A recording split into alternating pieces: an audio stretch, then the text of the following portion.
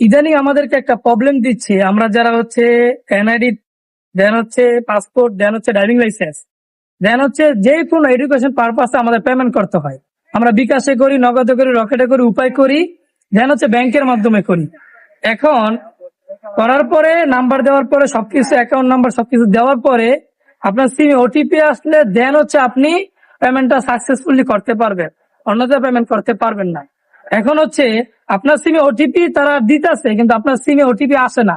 কারণ ওটিপি না আসলে তো আপনি ওটিপি না দিয়ে ঢুকতে পারবেন না, ওটিপি আপনাকে দিয়ে ঢুকতে হবে। তো ইদারিং যে প্রবলেমটা হচ্ছে, আমরা বিভিন্ন পারপাসে পেমেন্ট করতেছি কিন্তু সিমে ওটিপি আসতেছে না। এটা সমাধান কি?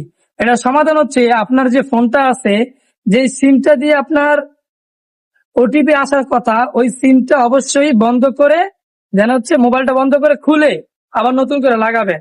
দেন হচ্ছে মোবাইলের সেটিং থেকে সিমটা অফ করবেন, দেন হচ্ছে আবার আপনি সিমটা চালু করবেন।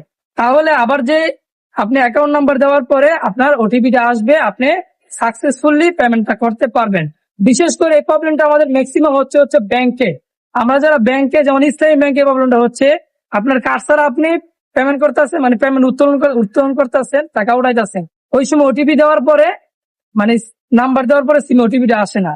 আমি যেটা বলছি আপনাদেরকে, এটা করার পরে ইনশাল্লাহ আপনার ওটিপিটা সাকসেসফুলি আসবে। যদি ভিডিওটা ভালো লেগে থাকে অবশ্যই ভিডিওটা শেয়ার করতে হবে এবং অন্যজনকে দেখার সুযোগ করে দিতে হবে। ধন্যবাদ সবাই।